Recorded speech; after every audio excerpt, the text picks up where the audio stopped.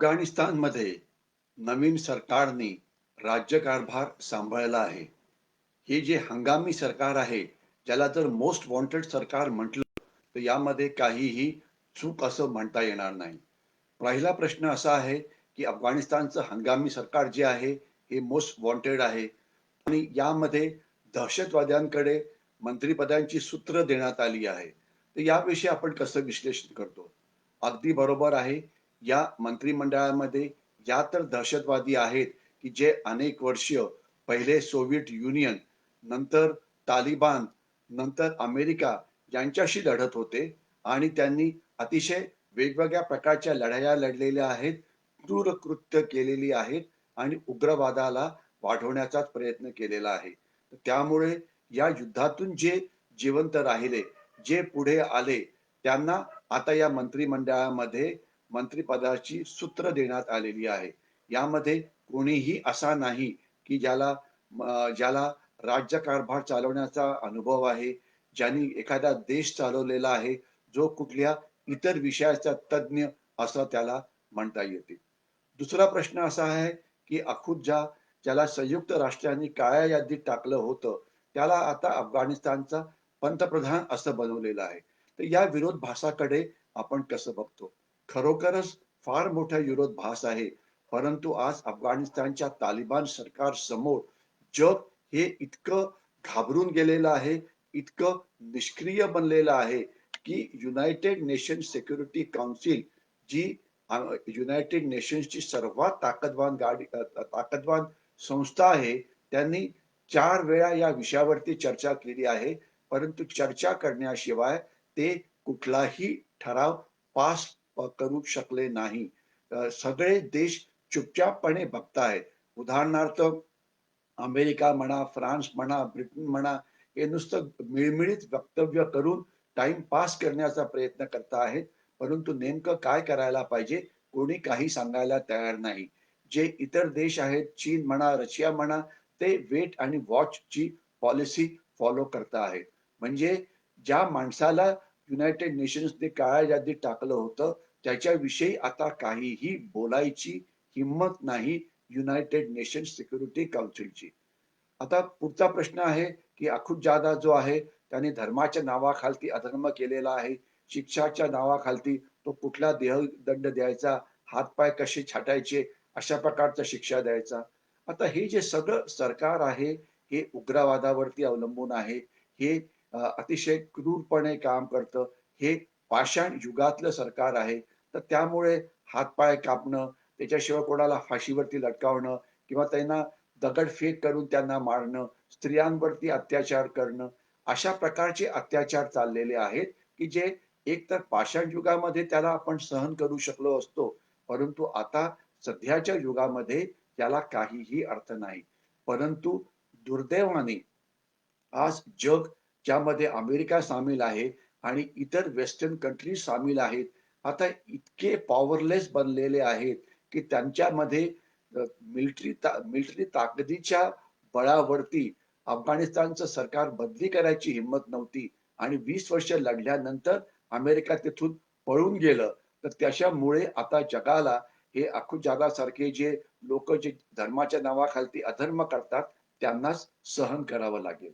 पुढचा प्रश्न असा आहे, की मुल्ला बरादार हा तालिबानचा अत्यंत क्रूर दहशतवादी म्हणून कुख्यात आहे आणि तो अनेक वर्ष पाकिस्तानच्या तुरुंगात होता आणि तोच आता उपपंतप्रधान बनला आहे. तर हा विरोधाभास नक्कीच आहे. याच्यात 2 महत्त्वाचे मुद्दे आहेत. एक तर पाकिस्तान सगळ्या जगाला फसवून या सगळ्या तालिबानच्या नेत्यांना आपल्या तुरुंगात ठेवून होता. त्यांना लपवून बसला होता. ओसामा बिन लादेन सुद्धा पाकिस्तानमध्ये मारला गेला होता. म्हणजे पाकिस्तान आज दहशतवाद्यांकरता स्वर्ग आहे. त्यांचे ट्रेनिंग कॅम्प, त्यांचे ॲडमिनिस्ट्रेटिव्ह कॅम्प तिथे आहेत. त्यांना लागणारी रिक्रुटमेंट, त्यांना लागणारी शस्त्र, त्यांना लागणारे इतर सप्लाईज हे सगळे पाकिस्तानकडून मिळतात आणि पाकिस्तानची गुप्तहेर संस्था ISI त्यांना मदत करते. तर असं असताना आता अशा एका मुल्ला बरादर सारख्या दहशतवाद्यांनी पंतप्रधान बनायचं, तर हा माणूस देशाचा राज्यकारभार काय चालवेल, देशाला पुढे कसं घेऊन जाईल, याकरता कोणाकडेही उत्तर नाही. तो उपपंतप्रधान बनलेला आहे, कारण तो सीनियर आहे. त्याच्याशिवाय जे दुसरे उपपंतप्रधान आहेत, ते आहेत अब्दुल सलाम हनाफी, जे ड्रग्सचा व्यापार करायचे. आज अफगाणिस्तानमध्ये पैसे कमवायचे 2-3 मोठे उद्योगधंदे आहेत. एक म्हणजे ड्रग्स, अफगाणच्या चरसची तस्करी सगळ्या जगामध्ये करायची. दुसरं म्हणजे खंडणी वसूल करणं आणि तिसरं म्हणजे शस्त्र विकणं, दारुगोळा विकणं, इतर दहशतवाद्यांचं ट्रेनिंग करणं वगैरे. तर या सगळ्यांवरती ही जी तालिबानची जी काळी अर्थव्यवस्था होती, ती याच्यावरती अवलंबून होती. आता ड्रग्स विकणारा माणूस जर आज उपपंतप्रधान बनला, तर या देशाचं काय होईल? आज या देशाला जर प्रॉपर व्यापार करायचा म्हटला, की ज्यामध्ये ड्रग्स सामील नाहीत, तर तिथे या अफगाणिस्तानमधून बाहेर पाठवण्याकरता फारच कमी गोष्टी आहेत. तर त्याच्यामुळे एक ड्रग वॉरलॉर्ड हा आता उपपंतप्रधान बनला आहे. याचा अर्थ सरळ आहे, की हा ड्रग्सचा व्यापार करतच राहील आणि हे अफगाणिस्तानमधले ड्रग्स हे सगळ्या जगामध्ये जातील आणि त्या ड्रग्स पासून भारताला सुद्धा मोठा मोठा धोका आहे.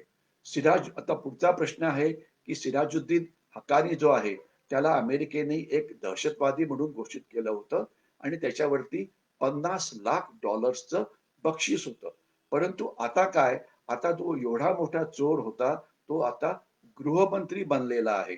तर ज्यांनी आपलं आयुष्य पूर्ण दहशतवादावरती खर्च केलं, तर तो आता देशाचा राज्यकारभार कसं चालवेल? उलटं असं होईल, की हे जेवढे मंत्री आहेत, हे आता केवळ आपली स्वतःची सत्ता जास्त मजबूत करण्याचा प्रयत्न करतील. आपल्या अनुयायांना जास्त शस्त्र देऊन आपापल्या भागामध्ये आपली सत्ता चालवतील. म्हणजे हे सगळे वॉरलॉर्ड्स अफगाणिस्तानमध्ये एकसंघ राज्य करायच्या ऐवजी वेगवेगळ्या प्रांतावरती वेगवेगळ्या लोकांचं तिथे राज्य राहील आणि अफगाणिस्तान म्हणून एक देश म्हणून पुढे येईल का? तर याकरता फारच मोठी शंका आहे. हे आपापल्या प्रांतातलं राज्यकारभार चालवतील चुकीच्या पद्धतीने. पुढचा प्रश्न आहे, की मुल्ला याकूब हा तालिबानचा संरक्षण मंत्री आहे आणि हा सुद्धा एक दहशतवादी होता. आता हा जर संरक्षण मंत्री बनला तर कसं होणार? आता मुल्ला उमर जो होता, हा तालिबानचा सर्वोसर्व होता आणि तो जे तालिबान ज्यावेळेला फॉर्म करण्यात आलं, जेव्हा त्याची निर्मिती झाली, तर त्यावेळेला हा त्याचा एक मोठा नेता होता. तो अर्थात मारला गेला. तर त्याच्यामुळे त्याचा मुलगा हा आता तिथे मुख्य एक नेता बनलेला आहे. जशी घराणेशाही भारतातल्या काही राजकीय पक्षामध्ये आहे, तशीच घराणेशाही ही तिथे सुद्धा आहे. ही सगळी ट्रायबल बेस्ड किंवा अशी सोसायटी आहे, ज्यामध्ये ज्याचे वडील मोठे असतात, तोच पुढे मोठा नेता हा बनतो. तर त्याच्यामुळे ज्याला म्हणायचं मेरिटोक्रेसी, याला इथे काही फायदा नाही. या मंत्रिमंडळामध्ये असं कोणीच नाही, की ज्याला राज्यकारभार करण्याचा अनुभव आहे, त्याला संरक्षण मंत्रालय कसं चालवायचं याच्याविषयी अनुभव आहे. कुठलाही राज्यकारभाराचा अनुभव नाही. तर म्हणजे हे जगातलं असं मंत्रिमंडळ आहे, की यामध्ये जे मंत्री आहेत, ते या तर दहशतवादी आहेत, या ते ड्रग वॉरलॉर्ड आहेत, या ते दहशतवादी वॉरलॉर्ड आहेत आणि कोणालाही राज्यकारभार करण्याचा अजिबात अनुभव नाही. आता तालिबान समोर सर्वात महत्वाची 2 मोठी आव्हानं आहेत. एक तर सुरक्षेचं. देशाला सुरक्षित कसं करायचं? देशामध्ये पंचशीलमध्ये अजून सुद्धा गृहयुद्ध सुरू आहे. ते चालूच राहील. कारण या मंत्रिमंडळामध्ये बहुतेक नेते जे आहेत, ते पठाणी आहेत किंवा ते पश्तून आहेत किंवा ते पख्तून आहेत. म्हणजे याच्यावरती वर्चस्व हे पठाणांचं आहे. परंतु पठाणांची लोकसंख्या ही अफगाणिस्तानच्या लोकसंख्येच्या केवळ 42 ते 45% आहे. म्हणजे 55 ते 58% लोकसंख्या आज अफगाणिस्तानची ही नॉन पठाणी आहे. ज्यामध्ये तझिकी आहेत 24%, ज्यामध्ये हजारा आहेत 12%, उझबेकी आहेत 10 किंवा 12% आणि इतर 5-6% आहेत. त्या सगळ्यांना या मंत्रिमंडळामध्ये जागा मिळालेली नाही. याच्याशिवाय जे शिकलेले लोक आहेत, ज्यांना राज्यकारभार चालवता येतो, ज्यांना आपण वेगवेगळ्या विषयाचं तज्ञ म्हणतो. उदाहरणार्थ रिझर्व्ह बँक चालवण्याकरता आर्थिक तज्ञाची गरज आहे. संरक्षण मंत्रालय चालवण्याकरता त्याला संरक्षणाविषयी काही आहे माहिती आहे त्याची गरज आहे. विदेश नीती चालवण्याकरता विदेश नीतीचा एक तज्ञाची गरज आहे. तर हे असे इथे कोणीही नाही. तर यामुळे हे राज्यकारभार कसा चालवतील आणि यांची आर्थिक परिस्थिती ही अतिशय गंभीर आहे. आज जी अर्थव्यवस्था अफगाणिस्तानची आहे, ती आता तालिबान आल्यापासून पूर्णपणे बंद पडलेली आहे. कारण जी अर्थव्यवस्था अफगाणिस्तान सरकारची होती, 80% अर्थव्यवस्था ही अमेरिका, युरोप किंवा जे आर्थिक संस्था आहेत जगाच्या इंटरनॅशनल मॉनिटरी फंड किंवा वर्ल्ड बँक यांच्याकडून मिळणाऱ्या मदतीवरती अवलंबून होती. आता ती मदतच थांबलेली आहे आणि त्यांचे जे पैसे बँकेत होते ते पूर्णपणे फ्रीज करण्यात आलेले आहेत. तर त्यामुळे आता अफगाणिस्तानच्या बँकेमध्ये एक सुद्धा पैसा खर्च करायला नाही. तर याच्यामुळे त्यांचा जो आयात होती ती थांबलेली आहे, निर्यात थांबलेली आहे. म्हणजे इम्पोर्ट एक्सपोर्ट हा कुठलाही होत नाही. सुरक्षा नसल्यामुळे जे इतर उद्योगधंदे चालायचे ते आता पूर्णपणे बंद पडलेले आहे. अफगाणिस्तानचं जे चलन आहे त्या चलनाला परदेशामध्ये आता काहीही किंमत नाही.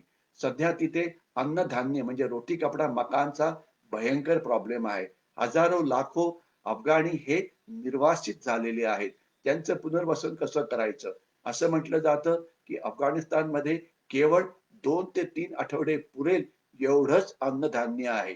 अन्नधान्याची टंचाई एवढी जास्त आहे, की अफगाणिस्तानमधले जे तालिबानी सैनिक आहेत किंवा तालिबानी दहशतवादी आहेत, ते केवळ नान खाऊन जिवंत राहत आहेत. नान बरोबर खाण्याकरता त्यांच्याकडे भाज्या पण नाही. तिथे इंधनाचा मोठा तुटवडा आहे. जे सरकार चालवतं, ज्यामध्ये पाणी आहे, बिजली आहे, इतर सर्व्हिसेस कॉर्पोरेशनच्या ज्या असतात त्या आहेत, त्या सगळ्या बंद पडलेल्या आहेत. तर त्याच्यामुळे असं दहशतवादाचं जे सरकार आहे, उग्रवाद्यांचं जे सरकार आहे, यामध्ये कोणीही तज्ञ नाही. यांचं कसं होईल हे आपल्याला येणाऱ्या काळामध्ये दिसेलच. परंतु यांना वाटतं, की यांना मदत करण्याकरता चीन परत खूप मदत करेल किंवा इराण थोड्या प्रमाणामध्ये मदत करेल. तर चीन मदत करू शकेल. परंतु चीनने जसं पाकिस्तान आणि अनेक देशांना आपलं आर्थिक गुलाम बनवलेलं आहे, तसाच आर्थिक गुलाम बनवण्याचा प्रयत्न आता चीनकडून केला जाईल. तर यामुळे अफगाणिस्तानचं भवितव्य हे अतिशय अंधारमय दिसतं आहे आणि चीननी किंवा इराणनी जर यांना मदत केली, तर अजून त्यांना जास्त प्रॉब्लेम्सना तोंड द्यावं लागणार आहे. तर बघूया येणाऱ्या दिवसामध्ये काय होतं. जोपर्यंत ते एक्सपर्ट्सना इथे आणत नाहीत, तोपर्यंत ते राज्यकारभार नीट चालवत नाहीत, तोपर्यंत अफगाणिस्तानच्या जनतेला सुखाने राहता येणार नाही. तर म्हणून थोडक्यात यांचं भवितव्य अतिशय सध्या कठीण दिसतं आहे.